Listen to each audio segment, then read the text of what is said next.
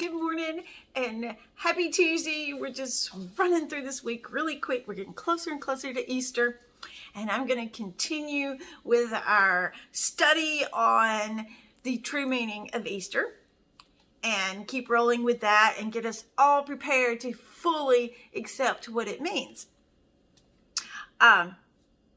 So yesterday, let me just say this really quick.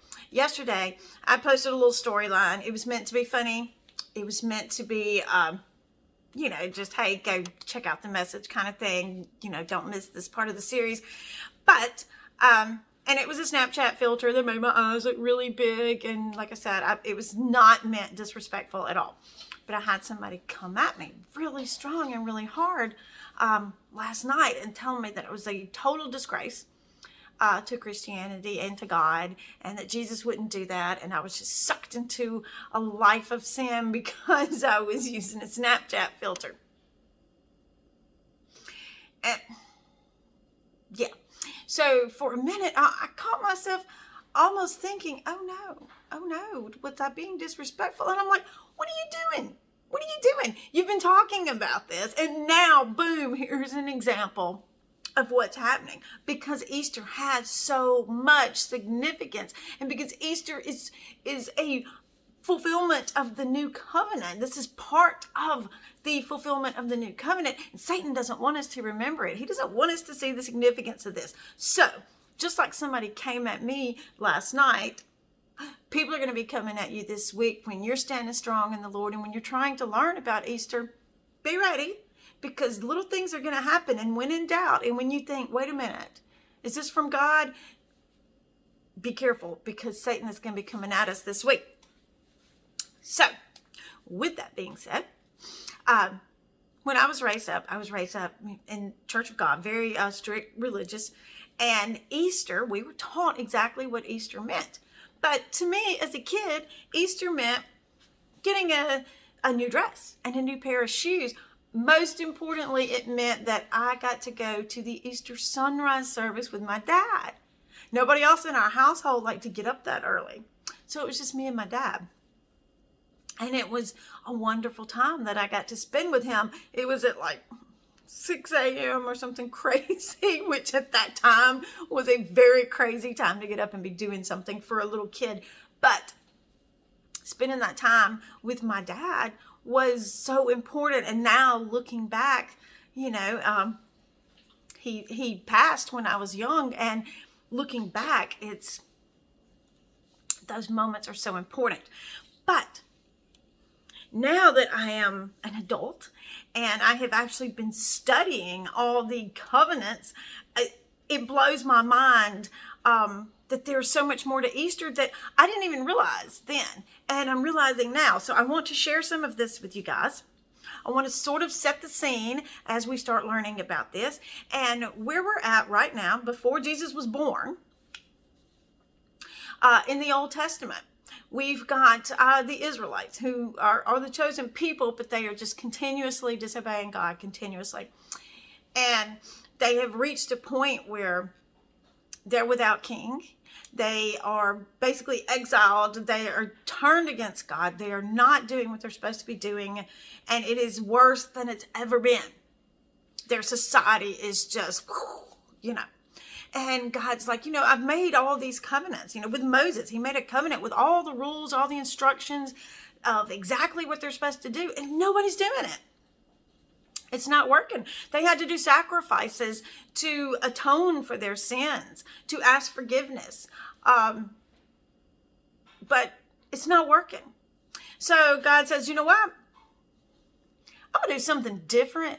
I'm fixing to revamp everything that I've done before, and I'm fixing to change it. I'm going to make it so different.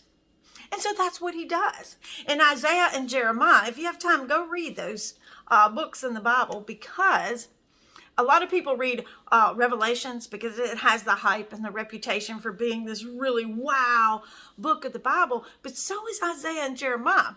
They're like reflections of Revelations. They're the Old Testament revelation. Because much like Revelation is basically referring to where we're at now and what's about to happen, this was the same thing going on at that time. And Isaiah and Jeremiah are telling them, look, you guys, you got to be different. You're fixing to be destroyed. But then they come along and they give them hope of God's new promise. There is a new covenant that he's making with his people, and it's going to provide a Messiah, a Savior, someone who's going to come in and change everything. He's fixing to rock it up because things are fixing to be different. And this will be the everlasting covenant that we still live under today. Exciting stuff. He tells them in Jeremiah 6:16, stand at the crossroads and look. Ask for the ancient paths. Ask where the good way is and walk in it. And you will find rest for your souls. We're at that crossroads right now. Just where they were at then, we're at now. Our society, our world is falling apart.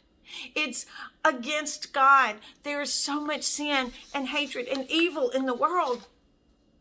We're fixing to see another fulfillment of this new covenant.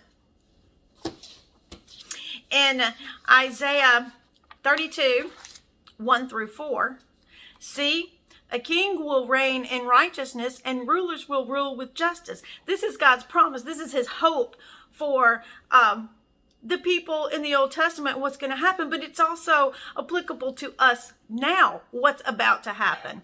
Each one will be like a shelter from the wind. Sorry, the dogs went crazy. Okay. I lost my train of thought. See a king who will reign in righteousness and rulers who will rule with justice. Each one will be like a shelter from the wind and a refuge from the storm. Like streams of water in the desert and the shadow of a great rock in a thirsty land. Then the eyes of those who see will no longer be closed. The ears of those who hear will listen. The fearful heart will know and understand, and the stammering tongue will be fluent and clear. He's giving us so much hope for what's to come. And that is exactly where we're at right now.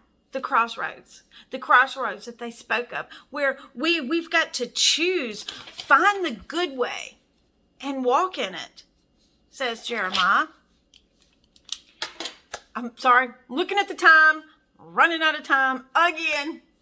Our thought for the day: prepare your hearts, prepare your minds, prepare your souls. We are fixing to celebrate a beautiful, beautiful event.